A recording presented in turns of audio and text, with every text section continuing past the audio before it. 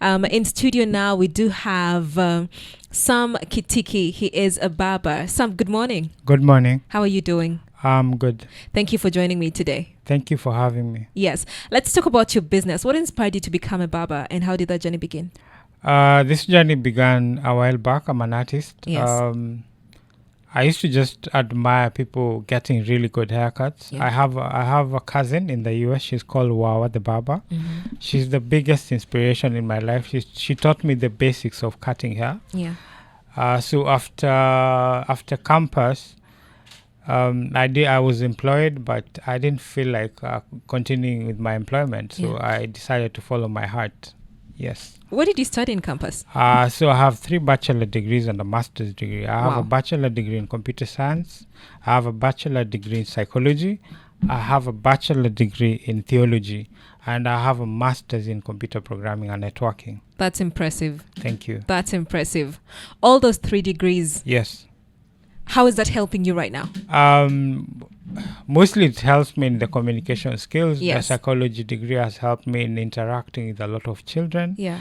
I was one thing I didn't mention when I was joining campus. Yeah. I was actually, my course was supposed to be medicine, so I did medicine for the first semester. Yeah. Then I changed to computer science. Yeah. Yeah. I've seen your social media page, and of course it's Kitiki Sam _ the barber. Yes. Yes, and it's impressive. The haircuts look very, very, very good.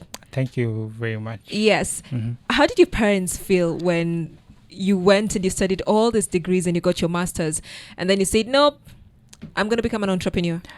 My parents were never happy about it because I have the background of my dad was an army guy. My mom is a teacher. She's one of the most awesome teachers I know. Yes. So she's very strict. My dad is very strict. So when I told them I'm gonna quit everything and pursue barbering, they saw it as a failure. Oh. Yeah. Did you prove them wrong? Yes, I did because I Yes. won a couple of awards. Yeah. I'm one of the best barbers in Africa. I'm Yeah. one of the best barbers in East Africa, and I'm one of the best barbers in Kenya. Yeah. So they started coming around. Yes. Yeah. Walk me through the process of building or starting up your business. You were in employment before. Yes. Right? Yes. Did you quit instantly, or did you have a plan? No, I never had a plan. I just decided to walk out of my employment. Mm-hmm. Yes. And then And then I decided to cut hair. was there a capital? No, I got employed at first. Yes. So we were being paid on commission based. And then I decided to just follow my heart because considering I had come out of a very nasty accident, Mm-hmm. and I learned from the accident, I learned one thing: you only live once. And I decided, after I'm done with this, after I'm out of hospital, I'm gonna pursue what I love, and Yeah. what I love is cutting hair. Yes. Yeah. I like that. So you have this accident, and this is a turnaround into how you want to live your life. Yes. Right? And you say, I'm going to set up my first barber shop. Where was it? We were at Raleigh House, Mm-hmm. and we were 2 of us, Msani and I, Yes. who are an amazing human being. Yeah. Thank God for him. So we were there for almost until the COVID time. We were there until then, Yes. and it was a really amazing journey. I learned a lot from him because considering Wawa is an American, so I had learned from American hair, like straight hair, cutting Yeah. straight hair. I wasn't good with African hair. So I learned a Really? big deal out of that guy. Yes. Yes.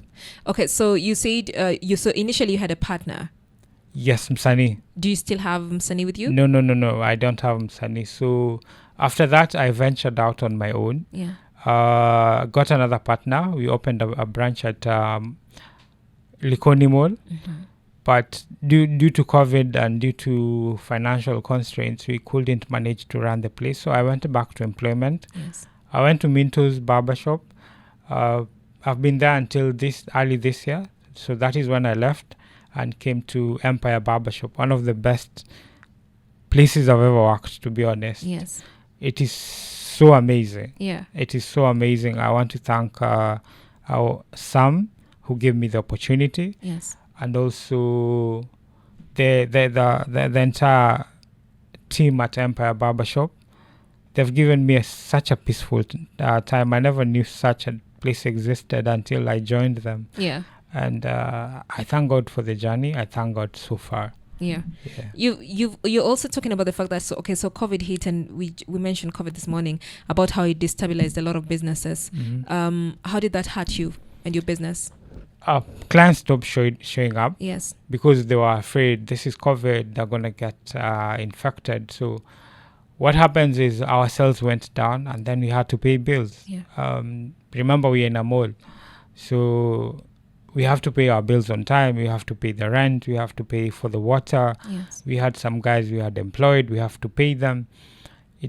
We're doing this out of pocket. We're not doing this because we're making any money. It got to a point we couldn't pay the rent anymore. So we did our math, and it was not adding up, and we weren't sure when COVID is gonna go away. So we took the hard decision of, let us just let this go, because the skill set is still in our hands. We can try this another time. Yeah. Yeah. Okay. So when you moved from there, then you went to employment. Yes, and I you went mentioned back now to Minto's employment. Barbershop. Yeah. How is it moving from running your own thing now back to employment? It was the toughest decision I've ever made in my life, actually, Yeah. being an entrepreneur, then going back to employment. Yes. It wasn't easy for me, but I had to take it in big strides because I had a plan.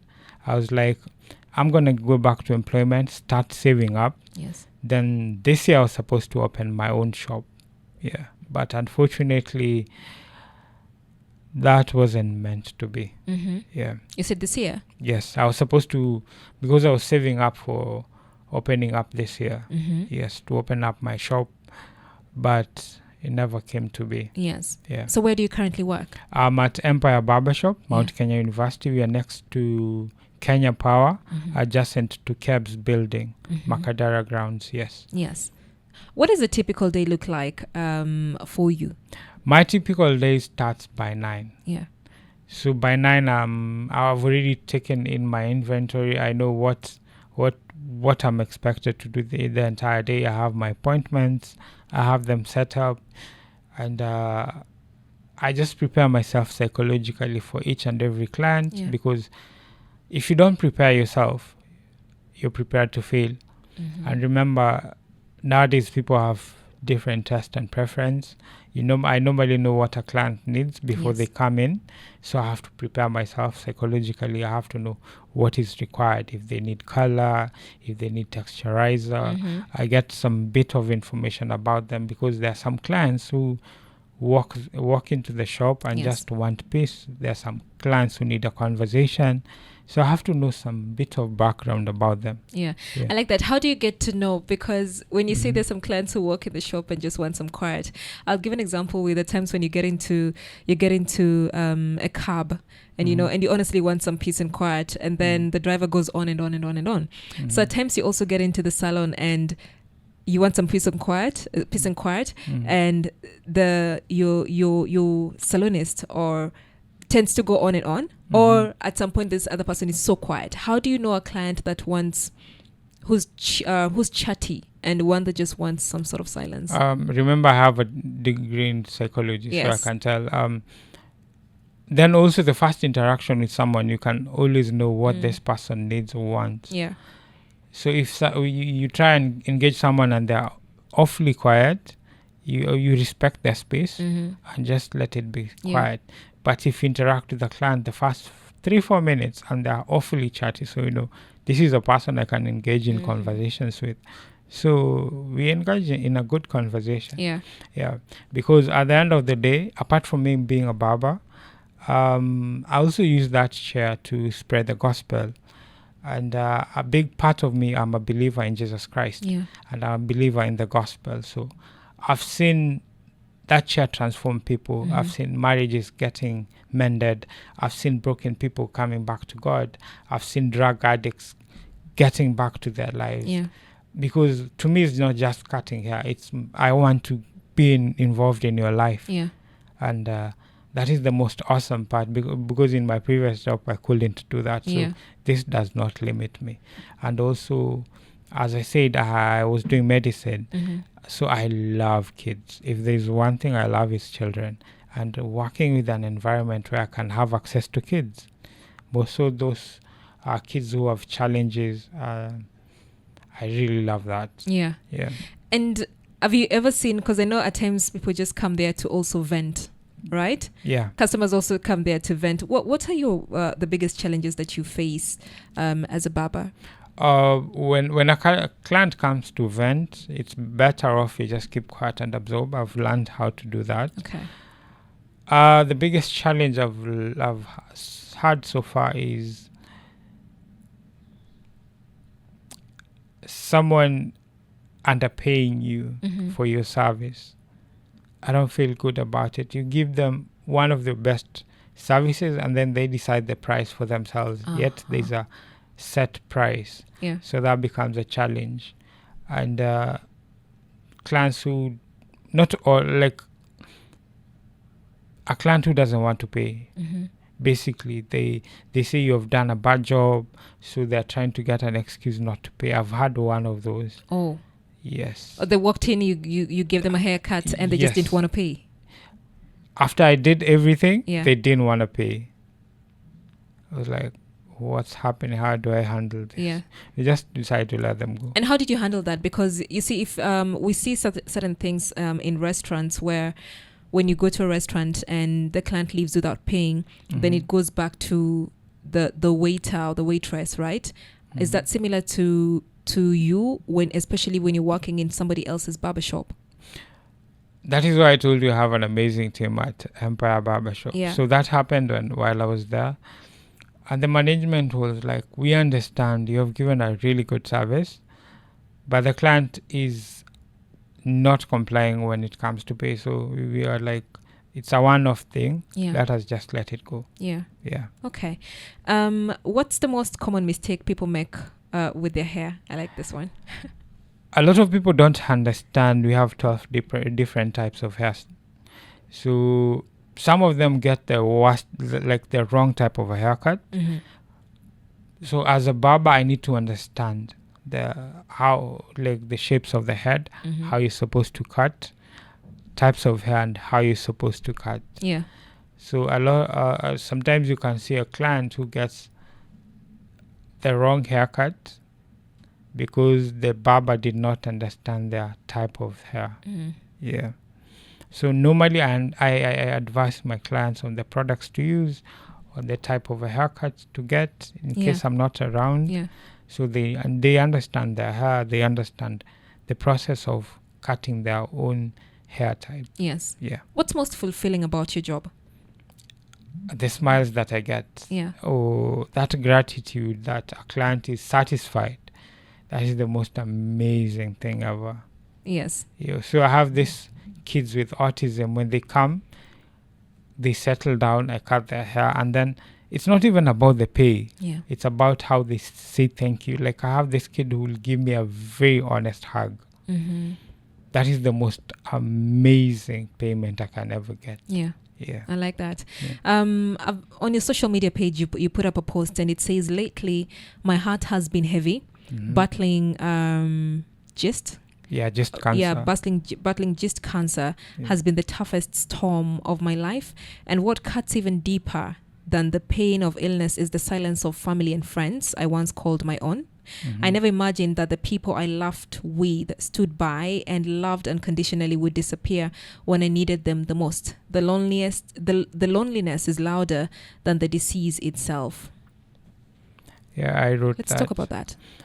So late last year, at around October, November, Yeah. I started developing complications with my stomach. Yeah.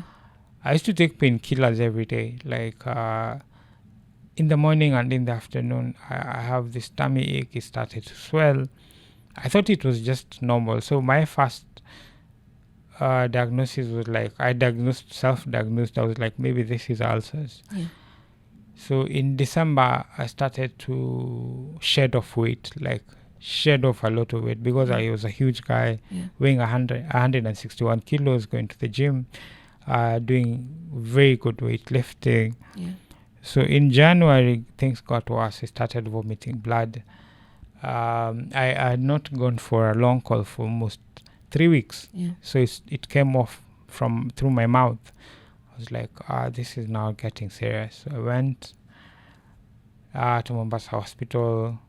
They did a colonoscopy, endoscopy, and then after that we did a biopsy. They confirmed in February that I'm battling cancer. It's just cancer. It's a very rare form of cancer. So I started treatment. And this thing is expensive. It is quite expensive to treat. So I go to Nairobi. I was referred to Kenyatta. Go to Kenyatta, start treatment, start chemo. At first I had friends. Because I used to make very good money. Very good money.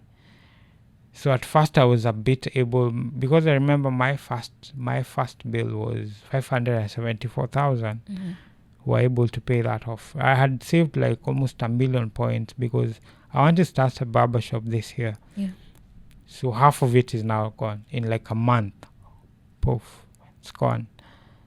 My next bill is 200 and something thousand. It was 240 something. That's close to 800,000 gone. I'm left with 200,000. So one chemo session is 70,000. You have 200,000 on you. I do 2 chemo sessions. Now the third one, I'm like, guys, I need your help. I need help in battling this because every day I'm spending 3,400 on injections, booster injections, and the morphine for the pain. It got to a point people are like, Sam, you're asking for too much. So people started walking out. People I thought were my friends. I remember a friend of mine told me, he used to be a very close friend and a client. Sam, tunasubiri ukufe tujue kwenye ni wapi. Basically meaning we are waiting for you to die for us to know where you come from. Now I'm losing weight from 161. Right now as we speak, I'm 37 kgs. So I've lost all that weight. People can see the changes. I'm trending online. During the first demonstrations, I was trending number 2 in the entire world. Like Sam is spreading all these kinds of diseases. So I lost friends. There's so many calls coming in, a lot of abuse, a lot of online bashing. It got to a point where even my own folks were like, hey Sam, this is too expensive for us. And that is how they ghosted me. So it was just myself and God fighting this. And that is why I thank Empire Barbershop. They gave me basically a second chance. They were like, okay, you're sick, right? No problem. Come and work.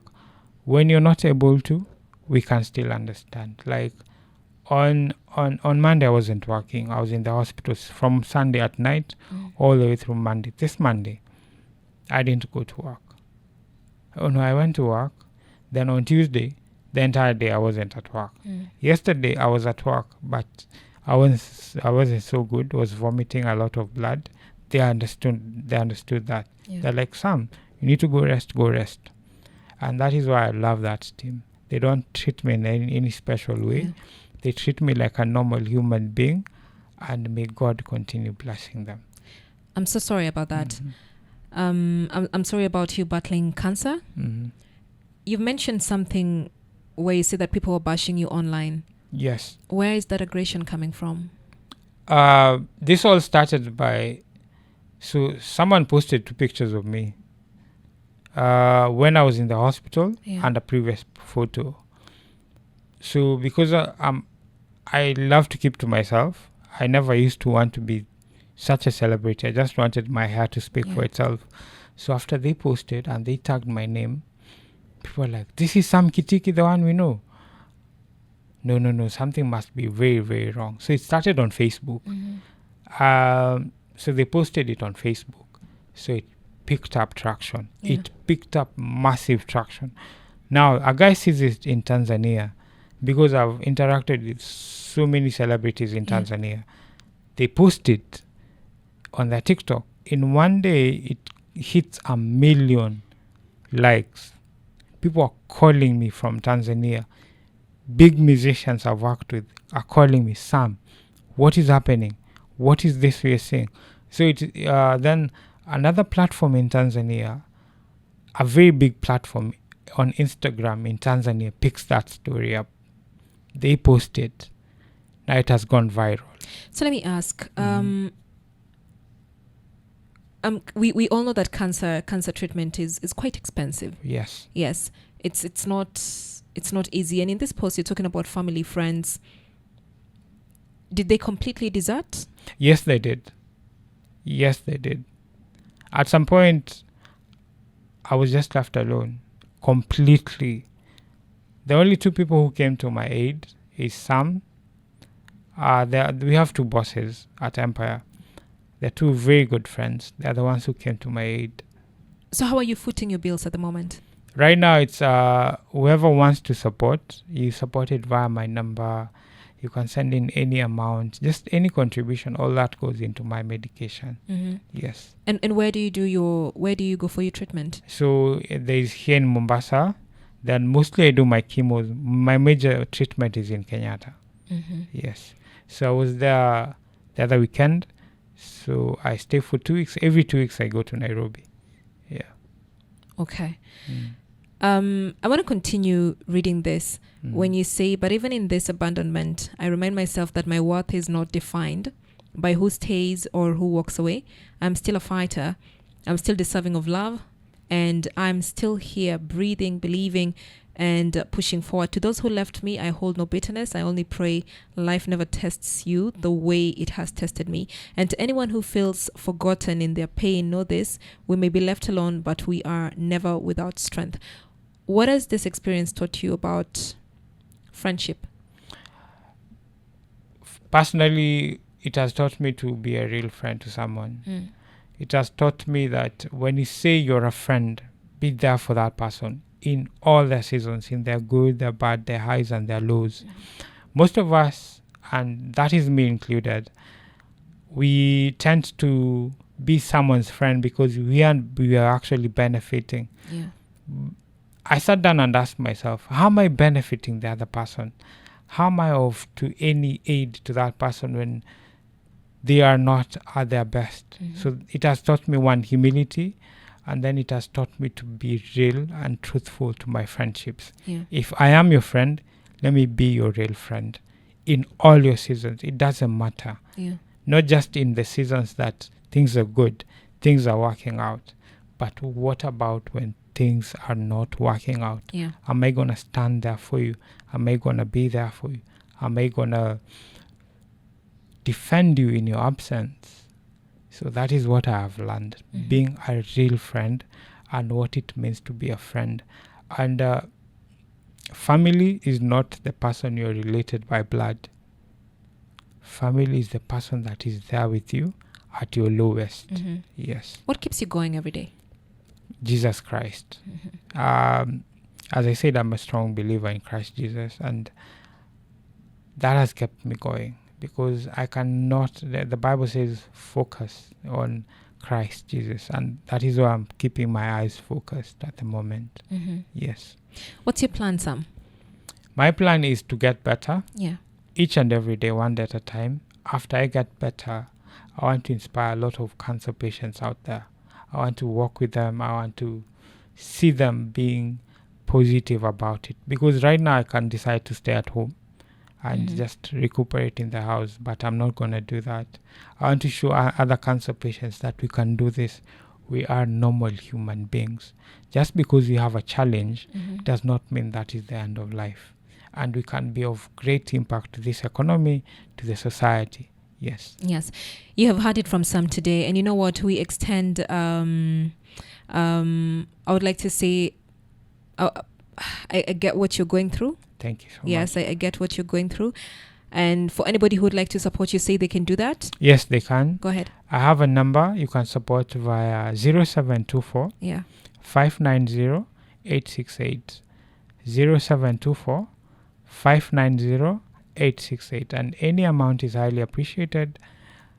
if you're in Mombasa, you see me around, come say hi, just say hi. And if you have any cancer patient, either a friend or someone you know, kindly go spend some time with them. It's not always about finances. It's about just calling that person, just sitting there with that person. Yeah. You may not understand the pain that we go through, but just being there is enough. Yeah. Yeah, that is just enough. Thank Yeah. you for making time today. I've been Thank you for speaking having to me. Kitiki Sam and Sam Kitiki, and of course his social media is Kitiki Sam The barber. the barber. Yes. Yes, thank you for being you, and we appreciate you making time today. Thank you for having me, and you have a nice setup here. Thank you so much. Mhm. All right.